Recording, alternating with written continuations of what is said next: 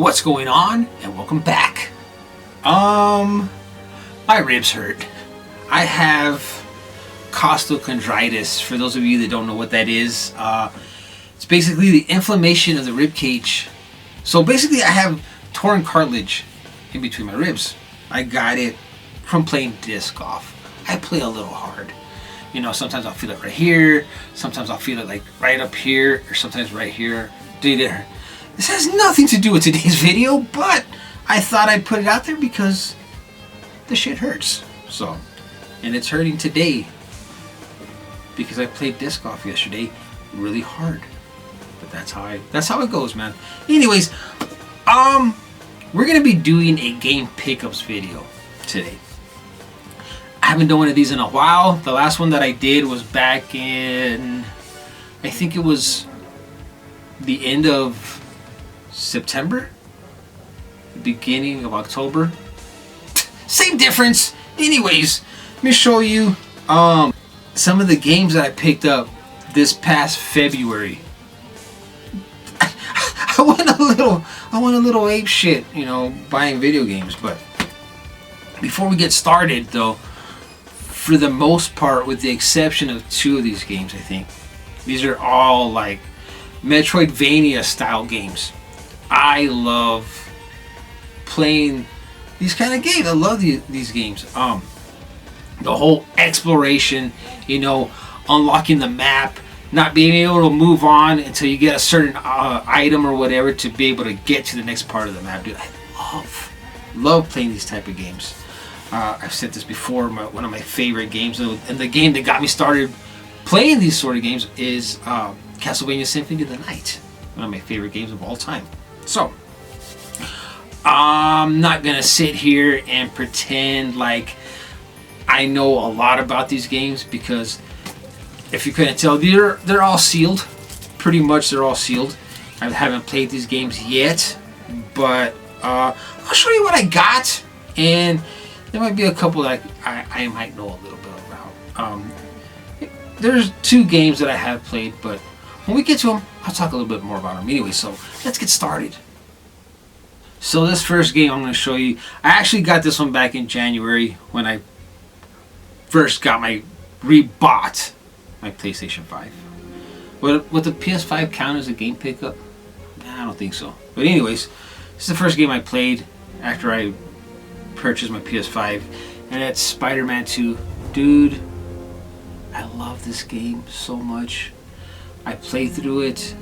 I did everything you could do on this game, unlocked everything. I was so happy to get this, man. I picked the first one, same thing. I fell in love with that game. Played it all the way through, unlocked everything, bought the DLC for it, did everything I could on that game. And then Miles Morales, and then now this one, dude, this is awesome. I mean, what more can I say? It's Spider-Man 2. It's great. Now, when I first heard of this game, and I saw it, I was going to pick it up anyways because I thought it looked cool. But when I found out that it was a Metroidvania style game, it made me even want it more. And that's the Prince of Persia: The Lost Crown. Dude, I was looking at reviews of this game. Dude, it looks awesome. It looks absolutely awesome. I can't wait to play it. This will probably be the game I play next, because right now I'm playing Tales of Arise. I'm almost done with that game. I think by the time this video comes out, I should be done with it. So this will be the next game I'm going to be playing, for sure. Now, I turned to Noctis. I saw this game, and I thought it was something else. I thought this game was something else. I was thinking it was the game that's going to come after this one. I forgot the name of it already, but I was like, dude, I got this one, and it looked like it's going to be... This game actually looked like it's going to be hard. From the reviews that I've been watching, it looks like it's going to be platforming hell, for sure. 70 hours. This game's 70 hours long, and they say it's hard. And I'm up for the challenge, for sure. Now, I was watching, I think it was a top 20, you know, Metroidvania games to must own or something. I can't even remember what the video was called. But I saw this one, Eldrand. I had never heard of this game before. But to me, at the time, it kind of looked like a Castlevania style game. which is more Metroidvania than Castlevania, but I was like, dude, this looks awesome, dude. I had never heard of this game before, ever. So I had to pick it up. Dude, $19. 19 bucks for this. I was like, dude, it's worth a shot. It's worth a shot. And there's something I'm going to say about each of these games at the end of the video, but I was like, this is definitely a must pick up, must try for sure. For $19, man, you can't go wrong, for sure. This is a game that I've been looking at for a while. I wasn't too sure if I was going to pick it up because I didn't know what kind of game it was. And then, again, I find out it's a Metroidvania style game. I was like, I'm going to definitely pick this game up and check it out. And this is Ender Lilies. Now, it's funny because a couple of weeks after I picked this one up, they announced Ender Magnolia, the sequel to this game. I was like, dude, that's great, man. I love it when they do that. It's like when I pick up a game that I want to play, it's been out for a while, I didn't know, and now they're coming out with a sequel. Like, that's awesome. So I'm gonna play through this one for sure, and then pick up the sequel and see if it's any good. But they say this one's pretty good, so we'll find out, definitely. Another game that I've seen but really didn't pique my interest at all was this one called Moonscars. Now, I saw this one. This one looks like a darker style Metroidvania, almost Souls-like. And I thought, dude, this one looks good. By the way, most of these games that I picked up weren't expensive at all. That's why I got so many. I think with the exception of Ender Lilies, I think that was like $35 or whatever.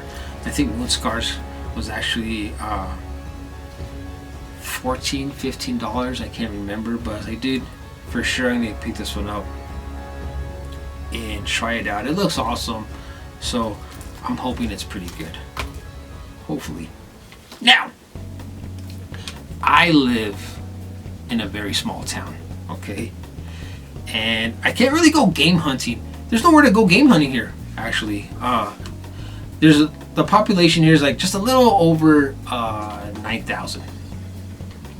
So a lot of these games, mostly all of these games, are online pickups. Unless I want to go game hunting, I'd have to drive 2 hours away from here to go, actually go buy a game at like a GameStop or something. So if there's a game that I see that's like $40, it's gonna end up costing me over $100 because I gotta put gas, and I gotta travel, and I gotta eat, and I still gotta come home. And dude, it's just simpler to just shop online. Except when you go to Walmart, because that's the only place I can buy video games here is at Walmart, unless I shop on Amazon or whatever. So the other day I was going through Walmart, and I always go to the video game section because you never know what you're gonna find over there, especially like in the bargain bin. And I saw this one for $19, dude.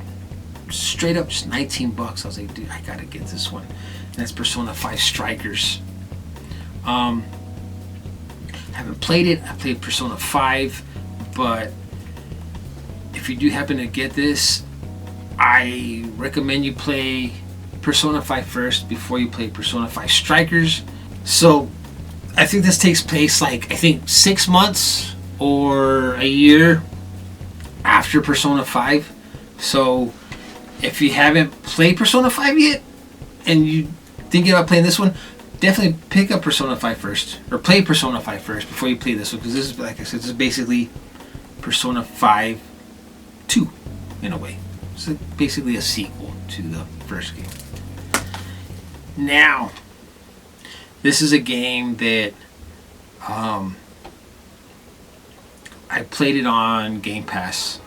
If you saw, what was it, like a couple of weeks ago or something, I got Game Pass. I got like I think it was like a 14-day trial for like $1 or whatever. So I was checking out the games that there was on that had came out on Game Pass,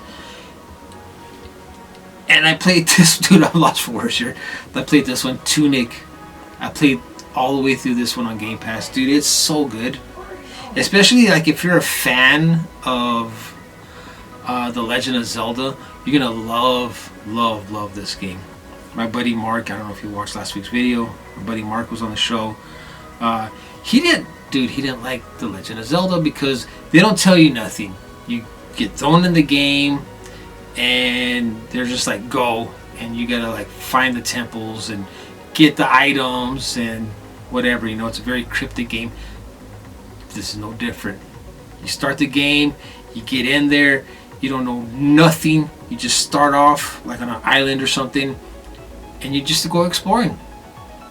Go here, go there. You know, get items, and you continue on.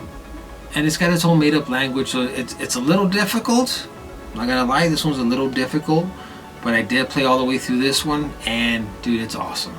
Tunic, if you have Game Pass, play it there. If not, this is a big time. Highly recommend you get this one. It's awesome. Again, especially if you're a fan of The Legend of Zelda, for sure. Another game that I picked up that I started playing on Game Pass was Infernax. This one is basically like Castlevania 2 Simon's Quest, almost identical to that game, but with a little bit more humor and a lot more gore. I played this game, you know, for a couple of hours, and I absolutely fell in love with it. I think this was back before I gave Game Pass up, and when I found out that they had made this game physical, I had to pick it up. Dude, this is gonna be so great. I can't wait to play this game, man, because like I said, it's basically identical to Simon's Quest, man. This is gonna be awesome. I can't wait to play this one. Now, I got something to say about this last game. This is the last one, and I had to pick this one up. This was a definite like pickup for sure, and it's Gal Guardians. And let me tell you why I had to get this one. First of all, they say it's like a Metroidvania, but they also say it's like a straight A to B style Castlevania game in a way. But and this is the first Switch game that I've seen that doesn't have, you know, like the red. This actually has like artwork on the side. It looks cool. Anyways, this is a US version. There's two versions of this game, the PAL and the US. Now, I had this game in a wish list on Amazon back in October, and I think the game was like $30 at the time. Now let's fast forward to December of this past year. I was sitting here playing a game. My buddy Mark sends me a text message. He didn't know about this, but I get this text message like in the middle of the night, and he asked me if I ever heard of a game called Gal Guardians. I was like, yes. He asked me, why is it rare? Why is that game rare? It's like, it's not rare. I go, it can't be rare because I have it on my wish list on Amazon, and it's only $30. So after he asked me that, I go to my Amazon wish list, and they're all sold out. To this very day, they're all sold out. And I go to eBay, and they're like $75. $75 for this game. It went from 30 to 75. What the hell happened there? What's going on?